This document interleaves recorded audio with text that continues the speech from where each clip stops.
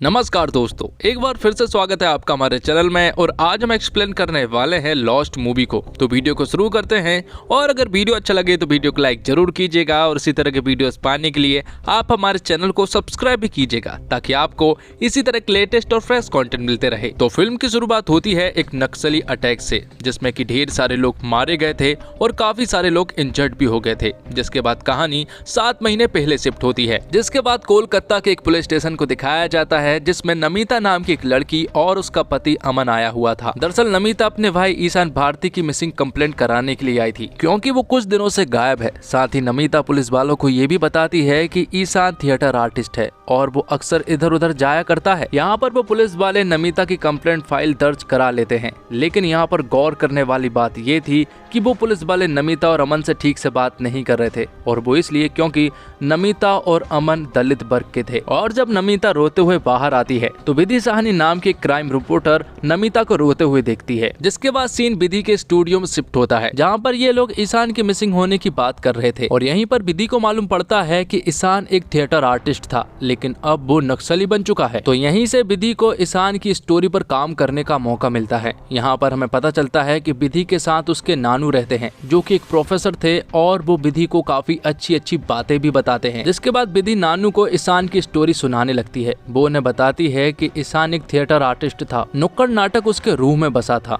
उसकी एक गर्लफ्रेंड भी थी जिसका नाम अंकिता था। दोनों एक दूसरे से बहुत प्यार करते थे और दोनों ही मिडिल क्लास फैमिली से बिलोंग करते हैं। और अंकिता एक एंकर है। और यहाँ हमें पता चलता है कि अंकिता और ईशान शादी करना चाहते हैं, इसलिए वो कहते हैं कि हमें जल्द से जल्द कोर्ट मैरिज कर लेनी चाहिए। जिसके बाद हमें बर्मन नाम के एक मिनिस्टर को दिखाया जाता है और बर्मन ने यहाँ पर अंकिता को बुलाया था। दरअसल बर्मन अंकिता को एक जॉब ऑफर करना चाहता था, इसलिए बर्मन यहाँ पर अंकिता के काम की काफी तारीफ करता है। जिसके बाद जब अंकिता घर होती है तो बर्मन फिर से अंकिता के पास कॉल करता है और उससे कहता है कि उसकी जॉब पक्की हो गई है और अगले दिन से वो ज्वाइन कर सकती है। तो बर्मन और अंकिता की नजदीकियों की वजह से वो ईशान को टाइम नहीं दे पा रही थी और उसकी कॉल को भी पिक नहीं कर रही थी। ये समझ लीजिए कि अंकिता ईशान को इग्नोर करने लगी थी, क्योंकि उसकी एक बहुत बड़ी जॉब लगी थी। और जब अंकिता ऑफिस में थी तो तभी उसके पास बर्मन का कॉल आता है और वो उससे कहता है कि वो अंकिता को एक सरप्राइज देना चाहता है। और वो सरप्राइज कुछ और नहीं बल्कि एक बड़ा सा घर था, जो कि काफी एक्सपेंसिव भी था। लेकिन इन सब के बीच में अब अंकिता और ईशान के रिश्तों में दरार आ जाती है। और एक दिन जब वो एक रेस्टोरेंट में बैठे हुए थे तो यहाँ पर अंकिता उसे बताती है कि उसे एक बहुत ही अच्छी जॉब मिली है और इस जॉब में उसे काफी अच्छा पैसा भी मिलेगा। और बर्मन सर ने उसकी काफी ज्यादा हेल्प भी की है। वो यहाँ पर ईशान को अपने नए घर का एड्रेस भी बताती है और उससे कहती है कि वो कभी भी आ जा सकता है। और जब ईशान अंकिता के नए घर पर जा रहा था तभी रास्ते में उसे 2 लोग मिलते हैं और ये 2 लोग कोई और नहीं बल्कि बर्मन के ही आदमी थे। और ये दोनों ईशान को अंकिता के खिलाफ भड़काने लगते हैं। वो उससे कहते हैं कि जब एक बार कामयाबी हाथ लग जाती है तो लड़की अपने प्यार को भूल ही जाती है और आखिर में उसे कोई और मिल ही जाता है। और इन दोनों का सीधा इशारा बर्मन की ओर था। जिसके बाद ईशान जब अंकिता के घर पर पहुंचता है तो ईशान यहाँ पर देखता है कि अंकिता का घर बहुत ही बड़ा है और काफी एक्सपेंसिव भी है। यहाँ पर वो अंकिता से ठीक ढंग से बात नहीं कर रहा था। वो उससे कहता है कि उसे मालूम है कि उसे ये घर कैसे मिला है। तो यहाँ पर ईशान का सीधा निशाना बर्मन की ओर था और अंकिता भी पूरी तरह से समझ गई थी। इसके बाद उन दोनों के बीच में झगड़ा हो जाता है और ईशान यहाँ से चला जाता है। अब अंकिता के घर के बाहर ही हम बर्मन के लड़कों को देख पाते हैं और ये सीन यहीं पर कट होता है। अब जब विधि स्टूडियो पहुंचती है तो यहाँ पर न्यूज एडिटर के द्वारा उसे पता चलता है कि अब उसका काम सिर्फ एक ही है और वो काम ये है कि वो ईशान के ऊपर एक स्टोरी तैयार करे। जिसके बाद विधि स्टोरी कवर अप करने में लग जाती है और सबसे पहले वो ईशान के घर पर पहुंचती है, जहाँ पर उसकी बहन नमिता और उसकी माँ भी मौजूद थी। और यहाँ विधि को मालूम पड़ता है कि ईशान के घर वालों को पुलिस वाले काफी ज्यादा टॉर्चर कर रहे हैं, क्योंकि पुलिस वालों को ऐसा लग रहा है कि ईशान एक नक्सली बन चुका है। यहाँ तक तो ठीक था, लेकिन नमिता के ससुराल वालों को भी पुलिस वाले काफी परेशान कर रहे थे और उनसे काफी ज्यादा पूछताछ भी कर रहे थे। यहाँ पर नमिता विधि को बताती है कि पुलिस वाले इस घर में पूछताछ करते हैं, उसे कोई टेंशन नहीं, लेकिन जब वो ससुराल में पूछताछ करते हैं तो वहाँ बहुत प्रॉब्लम होती है, क्योंकि ससुराल में उसे बहुत कुछ सुनना पड़ता है। और उसका पति अमन भी उसका साथ नहीं देता है,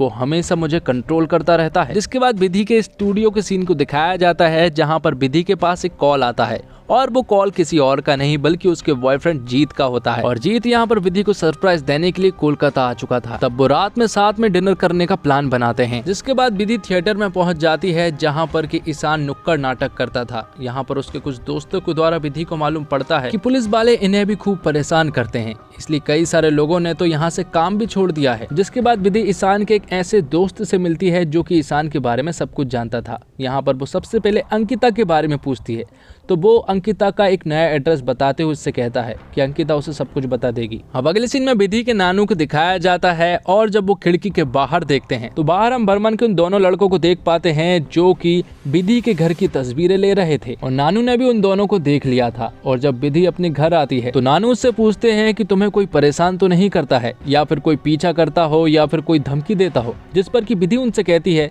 कि उसे कोई भी परेशान नहीं करता है और ना ही उसे धमकी मिलती है। हालांकि विधि समझ चुकी थी कि उसके पीछे कौन लोग हैं। जिसके बाद विधि नमिता के पति अमन से मिलने के लिए जाती है जिनकी एक शॉप थी मार्केट में। तो अमन की शॉप तक पहुंचने के लिए वो यहाँ पर एक शॉप ओनर से अमन की शॉप का रास्ता पूछती है, लेकिन यहाँ पर विधि अपना मोबाइल इसी शॉप पर छोड़ देती है। लेकिन थोड़ी देर के बाद विधि के पीछे पीछे एक लड़का आता है जिसका नाम नईम होता है और वो उससे कहता है कि आप अपना मोबाइल उसी शॉप पर छोड़ आई थी। और नईम यहाँ पर विधि को बताता है कि ईशान उसके लिए बड़े भाई की तरह था, हमेशा उन्होंने मुझे जागरूक किया और स्कूल भी भिजाया। जिसके बाद विधि जब अमन से मिलती है तो अमन विधि को बताता है कि उसे भी पुलिस वाले काफी ज्यादा परेशान करते हैं और घंटों तक पुलिस स्टेशन में ही बैठाल कर रखते हैं। अब अपना काम खत्म करके जब विधि अपने घर की ओर वापस लौट रही थी तो हम उसके पीछे बर्मन के उन दो लड़कों को देखते हैं जो कि विधि का पीछा कर रहे थे। अब अगले दिन विधि के पास उसके मॉम डैड का कॉल आता है और उसकी माँ विधि से कहती है कि वो लोग कोलकाता आए हुए हैं और वो उनसे मिलना चाहती हैं।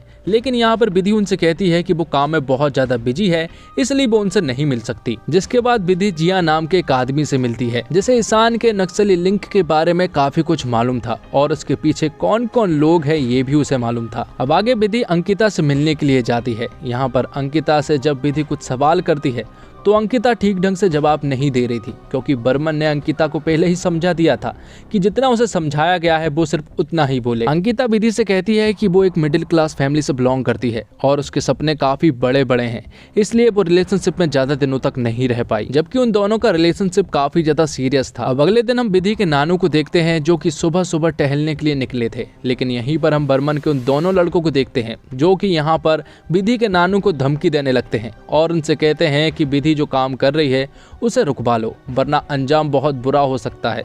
लेकिन यहाँ पर विधि के नानू उनसे नहीं डटने वाले थे। जिसके अगले सीन में हमें जिया को दिखाया जाता है जो कि विधि से कहता है कि उसे एक ऐसे आदमी के बारे में मालूम चला है जो कि भीष्म राणा को अच्छे से जानता है। दरअसल भीष्म राणा उन नक्सलियों का हेड होता है। तब विधि यहाँ पर भीष्म राणा के राइट हैंड से मिलने के लिए जाती है, जहाँ पर कि वो आदमी विधि से कहता है कि भीष्म राणा मीडिया वालों से बात नहीं करता है, जबकि विधि उससे कहती है कि उससे बात करना बहुत ज्यादा जरूरी है, लेकिन वो यहाँ पर मना कर देता है, जिससे कि विधि को यहाँ से जाना ही पड़ता है। अब अगले सीन में हम जीत और विधि को बात करते हुए देखते हैं। यहाँ पर जीत विधि से कहता है कि इस केस में बड़े बड़े लोग शामिल हैं और एमएलए और बर्मन भी इस केस में शामिल है, इसलिए तुम्हें इस केस से दूर हो जाना चाहिए वरना तुम्हें कुछ नुकसान भी हो सकता है। तब विधि को गुस्सा आ जाता है और वो जीत से कहती है कि हर रोज कई सारे लोग गायब होते हैं और सिर्फ कोलकाता में ही कम से कम 500 से 600 लोग हर रोज गायब होते हैं। इतना बोलकर विधि जीत को यहाँ से जाने के लिए कहती है। और फिर अगले सीन में हम विधि को देखते हैं जिसे उसके पिता ने एक नई कार गिफ्ट दी थी, जिनके ऑफिस में विधि जाती है और उनसे कहती है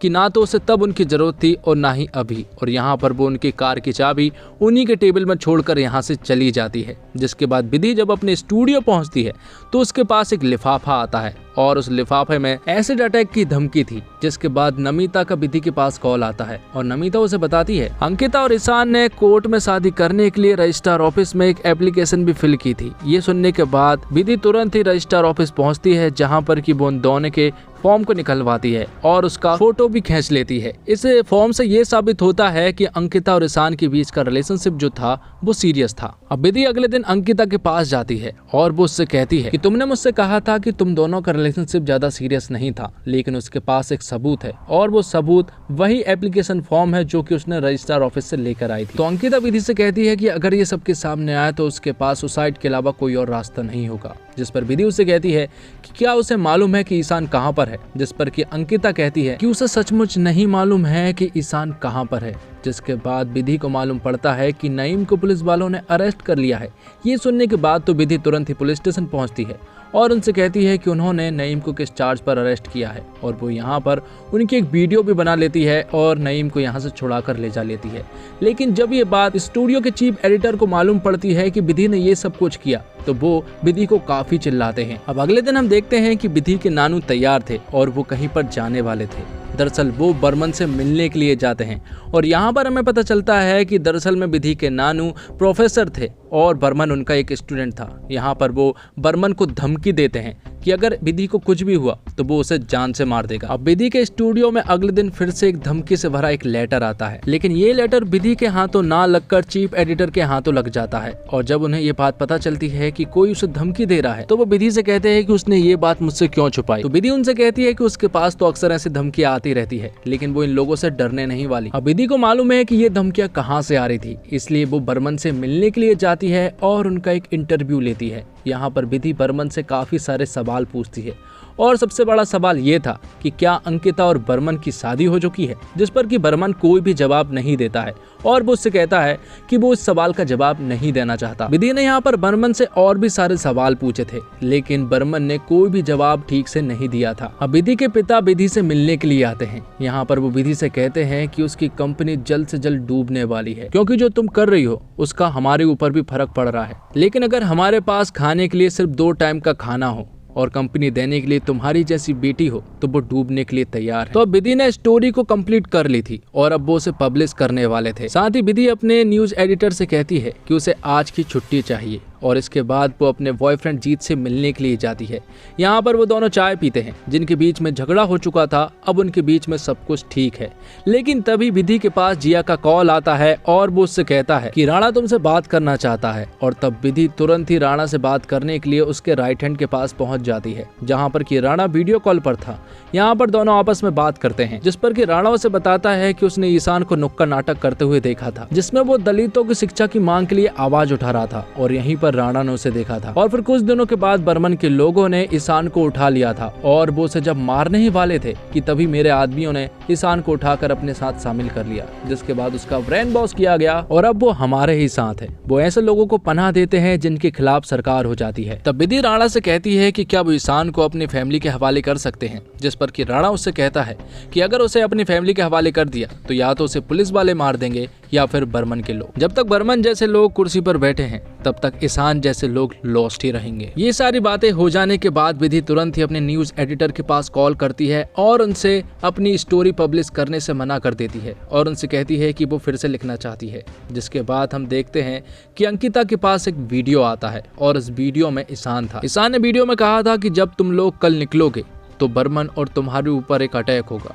ये बात सुनने के बाद अंकिता तुरंत ही बर्मन के पास भागती हुई जाती है और ये सारी बातें बताती है। तब बर्मन अपने आदमियों से कहता है कि आज रात अंकिता और वो यहीं पर रुकने वाले हैं, तो कल होते ही तुम सभी लोग यहाँ से चले जाना। और जब ये सभी लोग जा ही रहे थे कि तभी इनके ऊपर एक सचमुच अटैक होता है, क्योंकि उन लोगों को लगा था कि इस कार में बर्मन और अंकिता जा रहे हैं। तो अब ये न्यूज वायरल हो जाती है और सभी न्यूज चैनल पर सिर्फ एक ही न्यूज थी कि इस अटैक में ईशान भी शामिल था। तो बर्मन मीडिया के सामने कहता है कि उसे ये मालूम चला है कि ये अटैक दरअसल में राणा के लोगों ने करवाया है और इसके पीछे ईशान भी शामिल है। और जब ये सारी चीजें अंकिता देखती है तो उसे बहुत ज्यादा गुस्सा आता है, क्योंकि बर्मन को तो ये बात पहले से ही मालूम चल चुकी थी कि उनके ऊपर अटैक होने वाला है। इसलिए गुस्से में अंकिता ये वीडियो विधि के पास भेज देती है और जब ये वीडियो विधि देखती है तो उसे सब कुछ समझ आ जाता है। वो तुरंत ही ये वीडियो अपने न्यूज एडिटर को बताती है और नई स्टोरी लिखना शुरू कर देती है। और इस बार कवर स्टोरी का क्लाइमैक्स एकदम अलग था। तो विधि लिखती है कि कभी कभी ऐसा होता है कि चांद को एक काला सा बादल ढक लेता है, तो हमें लगता है कि हमारे ऊपर अंधेरों का राज हो गया है और हम जिंदगी से मायूस हो जाते हैं। और उस दिन अगर अंकिता ने ये वीडियो मेरे पास नहीं भेजा होता तो वो लोग एक बहुत बड़ी गलतफहमी का शिकार हो जाते हैं। और फिर अगले दिन नमिता के पास एक चिट्ठी आई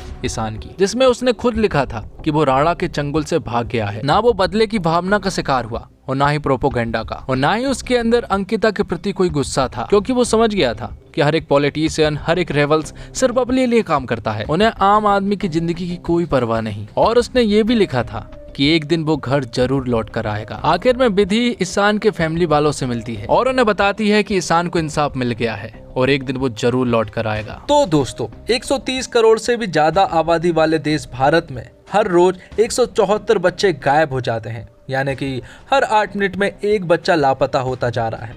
उसका क्या हुआ, क्यों वह लापता हुआ, अधिकतर मामलों में पता नहीं चलता। सरकारी आंकड़े ये भी बताते हैं कि अकेले मुंबई में हर रोज 30 से 40 बच्चे गायब हो जाते हैं। और बात पूर्व की मायानगरी कोलकाता की करें तो वहां भी हर महीने 500-600 लोग गायब हो जाते हैं। किसी के लापता हो जाने के पीछे की कहानी में पुलिस को सबसे कम दिलचस्पी होती है, लेकिन अगर लापता हुए शख्स के करीबी उसकी तलाश में पुलिस के पास पहुंच जाए तो मामला काफी संगीन तो कभी रंगीन हो जाता है, बशर्ते लापता होने वाले शख्स की गर्लफ्रेंड में किसी पहुंचे हुए नेता की दिलचस्पी हो और इस लापता शख्स की तलाश में कोई खोजी पत्रकार भी लग जाए। और बात करें यामी गौतम की तो यामी गौतम लॉस्ट फिल्म की जान है। वह हर सीन में है और पूरी फिल्म उन्हीं के कंधों पर है, या यूं कहें कि वह फीमेल एक्ट्रेस की अक्षय कुमार बन चुकी है, जिनके इर्द गिर्द ही कहानी घूमती है।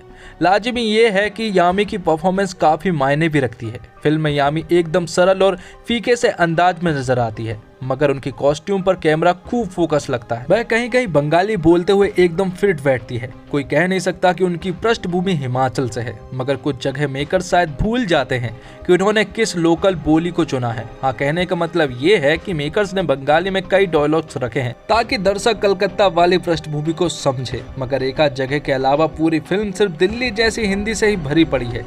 ये कमी काफी खलती भी है। खैर, यामी गौतम के नानू के रोल में पंकज त्रिपाठी बढ़िया लगते, जिस तरह का रोल था उसमें रियलिस्टिक लगते हैं। वही बर्मन के रोल में राहुल खन्ना, तुषार पांडे और पिया भी अपने रोल में जमते हैं। कुल मिलाकर एक्टर्स ने अपने हिस्से का काम बढ़िया तरीके से निभाया है और इसी के साथ ये फिल्म यहीं पर खत्म होती है। तो दोस्तों, उम्मीद करता हूँ आपको वीडियो पसंद आई होगी। वीडियो पसंद आई हो तो वीडियो को लाइक जरूर कीजिएगा और इसी तरह के वीडियोस पाने के लिए आप हमारे चैनल को सब्सक्राइब भी कीजिएगा, ताकि आपको इसी तरह के लेटेस्ट और फ्रेश कंटेंट मिलते रहे। धन्यवाद। जय हिंद, जय भारत, जय श्री राम।